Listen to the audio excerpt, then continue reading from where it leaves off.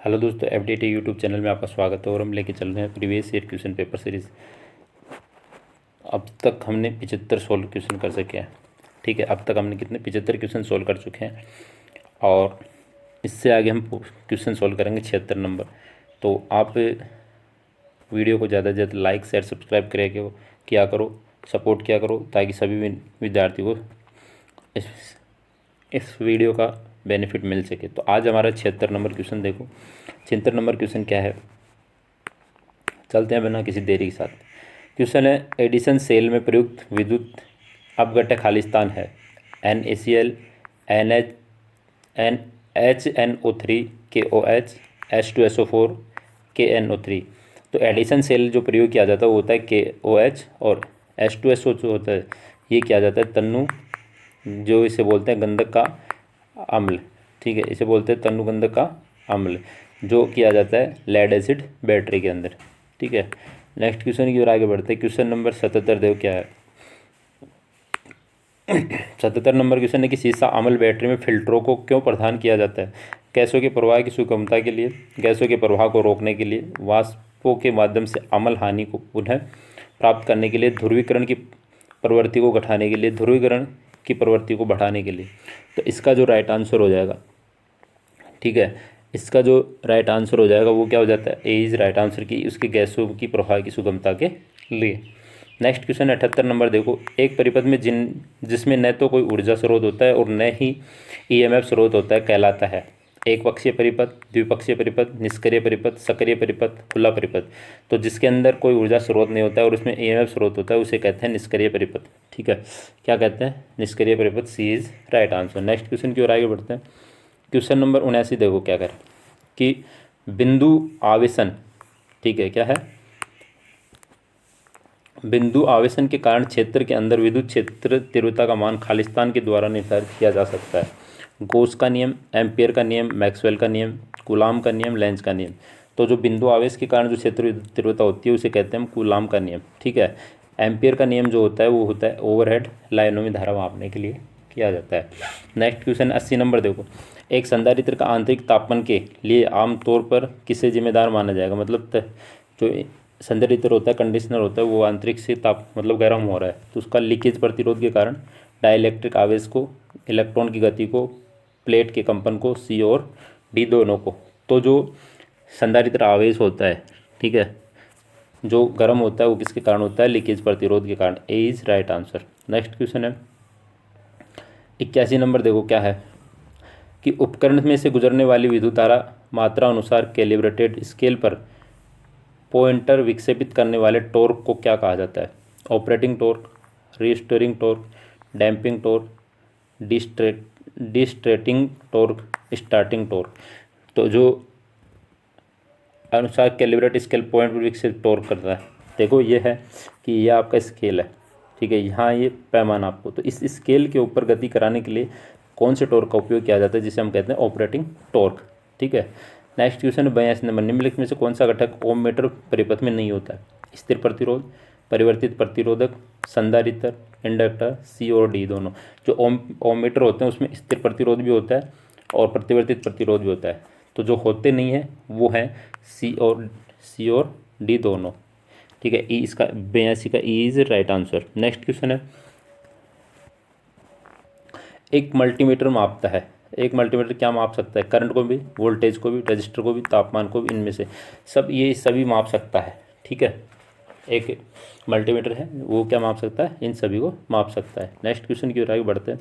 Question number देखो 84। विद्युत उपकरण में कंट्रोल स्प्रिंग के लिए किस धातु का उपयोग किया जाता है? इस्पात का, नाइक्रोम का, चांदी का, फास्फोरस कांसा का, इन सब का। तो जो विद्युत कंट्रोल में स्प्रिंग प्रयोग की जाती है वो फास्फोरस कांसा होती है। C is right answer. Next question है, एक स्वचालित विद्युत प्रेस का तापमान नियंत्रित करने वाला घटक कौन सा है? ठीक है, एक स्वचालित विद्युत प्रेस में तापमान घटक कौन? तापमान अवयव, श्रेणी क्रम में प्रतिरोध, थर्मोस्टेट, एप्लायंस सर्किट, ए व बी दोनों। तो हमेशा ध्यान रखना तापमान को कंट्रोल करने के लिए थर्मोस्टेट का प्रयोग किया जाता है, जिसमें दो मेटेलिक धातु होती है, द्विधात्विक पत्ती होती है। नेक्स्ट क्वेश्चन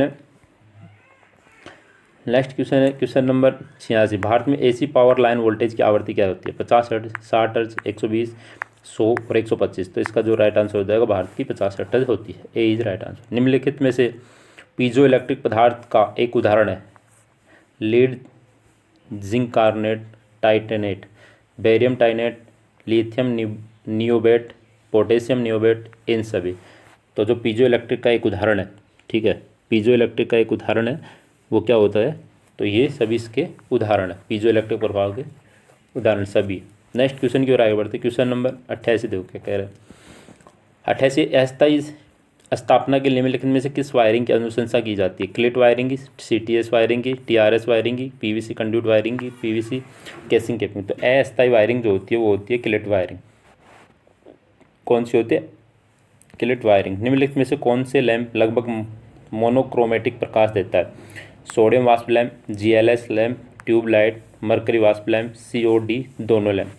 तो जो एक वर्णीय प्रकाश देता है, ठीक है, मोनोक्रोमेटिक प्रकाश का मतलब एक वर्णीय, तो वो देता है सोडियम वाष्प lamp. A is right answer. Next question की ओर आगे बढ़ते हैं।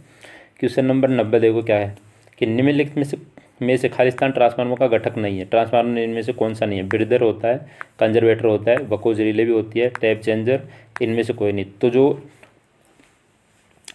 इसका जो राइट आंसर हो जाएगा, ठीक है, वो हो जाएगा इनमें से कोई नहीं, क्योंकि ब्रीदर भी होता है, टैप चेंजर भी लगा होता है, कंजर्वेटर भी होता है, बकोज रिले भी होता है। तो इसका राइट आंसर क्या हो जाएगा? Is right answer. Next question की ओर आगे बढ़ते हैं। क्वेश्चन नंबर देखो 91 में है कि किस ट्रांसफार्मर में द्वितीयक वोल्टेज प्राथमिक वोल्टेज के समान होती है? मतलब V बराबर V2, ये कहने का मतलब ये है, तो मतलब 1:1 हो गए, ठीक है। तो समान ऑटो ट्रांसफार्मर, विद्युत धारा ट्रांसफार्मर में, विभव ट्रांसफार्मर में, पॉलीफेज ट्रांसफार्मर में, आइसोलेशन ट्रांसफार्मर में। तो जो समान वोल्टेज होती है वो होती है आइसोलेशन में। इसका जो अनुपात होता है वो अनुपात 1:1 होता है। नेक्स्ट क्वेश्चन की ओर आगे बढ़ते हैं। तरंग वाइंडिंग में समांतर पथों की संख्या क्या होती है? तरंग का मतलब होता है वेव, WAVE, ठीक है। तो ए जो है वो कितने नंबर पे? 2 पे। तो जो ए में है 2, बी में 3, सी में 4, डी में 5 और ई में 6। तो ये पूछ रहा है तरंग वाइंडिंग में समांतर पथों की संख्या होती है, तो ए बराबर 2 होती है, ठीक है। वेव में 2 होती है, तो इसका ए इज राइट आंसर हो जाएगा। 92 का क्या हो जाएगा? A is right answer. Next question की ओर आगे बढ़ते हैं। क्वेश्चन नंबर 93 देखो। 93 नंबर क्वेश्चन क्या कह रहा है कि एक 3 फेज अल्टरनेटर के आर्मेचर में 120 स्लॉट है, अल्टरनेटर में 8 ध्रुव है। इसका स्लॉट कोण क्या होगा? ठीक है, इसका स्लॉट कोण क्या होगा? अल्फा बराबर 180 इंटू पोलों की संख्या, ठीक है, पोल की संख्या बटा स्लॉट संख्या। क्या होगी? स्लॉट की संख्या, ठीक है। तो 180 मैं रख दिया, 180 इंटू पोल की संख्या कितनी है? 8। स्लॉट आर्मेचर में स्लॉट कितने? 120, ठीक है। 0 से 0, 4 दूनी 8, 4 तिया 12, 3 6 गए 18, 6 दूनी 12। तो 12 डिग्री इसका राइट आंसर हो जाएगा। क्या हो जाएगा? 12 degree right answer. Next question देखो। क्वेश्चन है 94 नंबर, ठीक है। 94 नंबर क्वेश्चन है कि विद्युत धारा ट्रांसफार्मर के बारे में निम्नलिखित में से कौन सा कथन असत्य है? ठीक है, प्राथमिक लोड के श्रेणी क्रम में संयोजित किया जाता है। प्राथमिक विद्युत धारा द्वितीयक से प्रभावित नहीं होती है। चुंबकीय फ्लक्स प्राथमिक विद्युत धारा के अनुसार परिवर्तित होता है, ठीक है। प्राथमिक विद्युत धारा लोड से प्रभावित होती है, इनमें से कोई नहीं। तो इसका जो राइट आंसर हो जाएगा वो हो जाएगा ई इज राइट आंसर। ये क्या है? सभी सत्य हैं। प्राथमिक को लोड के साथ श्रेणी क्रम में जोड़ा जाता है। प्राथमिक विद्युत धारा द्वितीय से प्रभावित नहीं होती है। फ्लक्स विद्युत धारा प्राथमिक धारा के अनुसार परिवर्तित होता है, ये भी सही है। प्राथमिक विद्युत धारा लोड से अप्रभावित रहती है, ठीक है। तो इसका right answer E is right answer. Next question देखो। ट्रांसफार्मर में नमी प्रवेश को रोकने के लिए ब्रीदर के अंदर किस पदार्थ का उपयोग किया जाता है? Copper sulphate, sodium chloride, sodium silicate, silica gel, potassium chloride. तो इसका जो नमी रोकते हैं उसे कहते हैं हम silica gel. D is right answer. Next question है 96 नंबर देखो। एक ट्रांसफार्मर में अधिकतम वोल्टेज विनियमन तब होता है जब लोड पावर फैक्टर खालिस्तान होता है। लीकेज इम्पीडेंस कोण के बराबर, लीकेज इम्पीडेंस कोण से कम, लीकेज इम्पीडेंस कोण से अधिक, शून्य, एकक। तो इसका जो राइट आंसर हो जाएगा वो हो जाएगा A is right answer. Transformer का वोल्टेज लोड पावर फैक्टर तब होता है अधिकतम जब लीकेज इम्पीडेंस कोण के बराबर होता है। A is right answer. Next question है, एक 4 पोल ध्रुव सिंप्लेक्स लेप वाउंड आर्मेचर में समांतरों की संख्या क्या होगी। तो लेप है ए बराबर पी हो, ठीक है। तो ए बराबर क्या होता है, पी होता है पहली बात। तो जितने पोल उतने, तो 4 बराबर 4 हो गया, ठीक है। तो बी इज राइट आंसर। फिर 4 को एक सिंप्लेक्स वाइंडिंग है, यदि डुप्लेक्स होती तो ये 8 हो जाता, इसलिए इसका क्या हो जाएगा, B is right answer. Next question की ओर आगे बढ़ते हैं। क्वेश्चन नंबर 98 देखो, 98 नंबर क्वेश्चन है कि डीसी मशीन में एक आर्मेचर की ध्रुव पिच खालिस्तान यदि ध्रुवों और स्लॉटों की संख्या क्रम से 4 और 28 है, तो ध्रुव पिच ज्ञात करने के लिए होता है स्लॉट पर पोल, ठीक है। क्या होता है, स्लॉट पर पोल। तो 28/4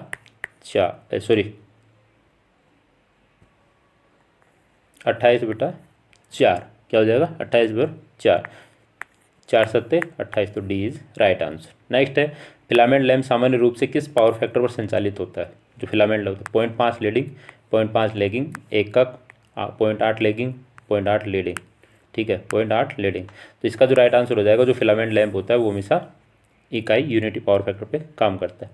नेक्स्ट क्वेश्चन की ओर आगे बढ़ते हैं। क्वेश्चन नंबर लास्ट क्वेश्चन देखो, निम्नलिखित में से किस उपकरण में सुरक्षा के लिए भूसंपर्क की आवश्यकता नहीं होती है। वॉशिंग मशीन में, रेफ्रिजरेटर, वैक्यूम क्लीनर, विद्युत कुकर, इन सभी।